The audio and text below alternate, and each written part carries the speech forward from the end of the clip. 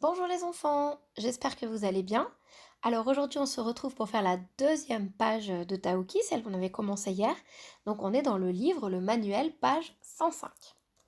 Alors on reprend la première image pour se remettre en tête, c'était de gros yeux dans la nuit. Qu'on se rappelle ce qu'on a vu hier, il y avait donc Taoki qui avait l'air un petit peu effrayé, on va savoir aujourd'hui qu'est-ce qui se passe.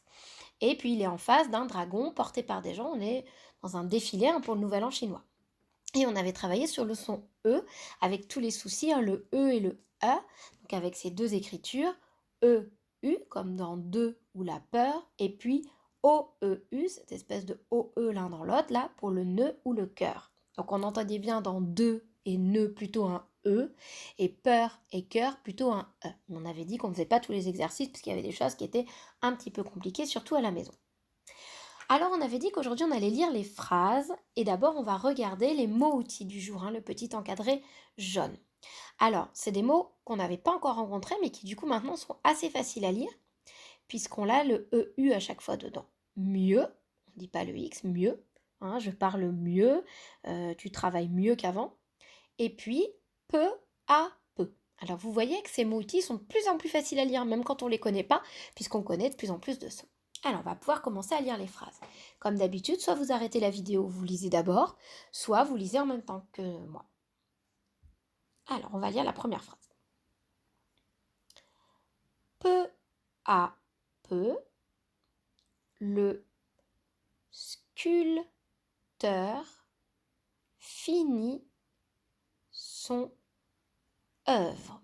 Œuvre, c'est un mot qu'on avait lu hier.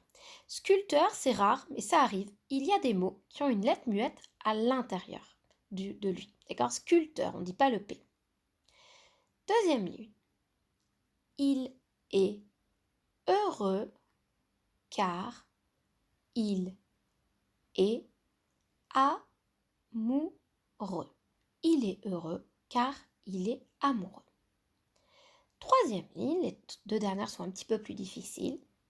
Ma sœur est arrivée jeudi à l'heure du déjeuner. Ma sœur est arrivée jeudi à l'heure du déjeuner. Jeudi, c'était un mot qu'on voyait déjà depuis la maternelle. J'en profite juste pour vous rappeler, là, c'est le L apostrophe. Vous vous en rappelez, on le rencontre souvent, mais c'était pour que vous réentendiez le mot. Le L apostrophe qui permet de rattacher à l'autre mot. Ça remplace on ne dit pas à la heure du déjeuner, on dit à l'heure du déjeuner avec le L apostrophe. Et la dernière, tu fais mieux les nœuds qu'avant. Tu fais mieux les nœuds qu'avant. Donc là, on retrouve ce fameux mot outil mieux. Et puis nœud, c'est un mot qu'on avait aussi lu hier. Alors maintenant, on va passer à l'histoire de Taoki. Alors pareil, on va lire ensemble. La nuit tombe peu à peu pendant la fête. La nuit tombe peu à peu pendant la fête. Ça, on avait vu qu'il faisait nuit, effectivement. Les feux éclairent les immeubles et les danseurs de jolies couleurs. Les feux éclairent les immeubles et les danseurs de jolies couleurs. Taoki s'est égaré dans la foule. Il s'est égaré dans la foule, ça veut dire qu'il s'est perdu. Tombant soudain nez à nez avec deux gros yeux bleus, il s'écrie. Au secours! C'est affreux! Un monstre! On voit bien qu'il est en train de parler, il y a les guillemets. Alors je relis cette phrase.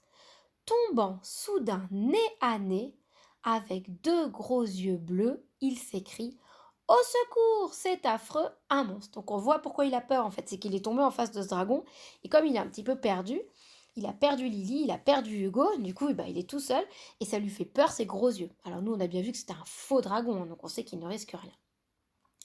Son cœur, attention, hein, ce son qu'on vient d'apprendre, son cœur bat très vite et il a un nœud au ventre. Alors il a un nœud au ventre, c'est une expression, hein. Quand on a peur, quand on n'est pas bien, on dit qu'on a un nœud au ventre.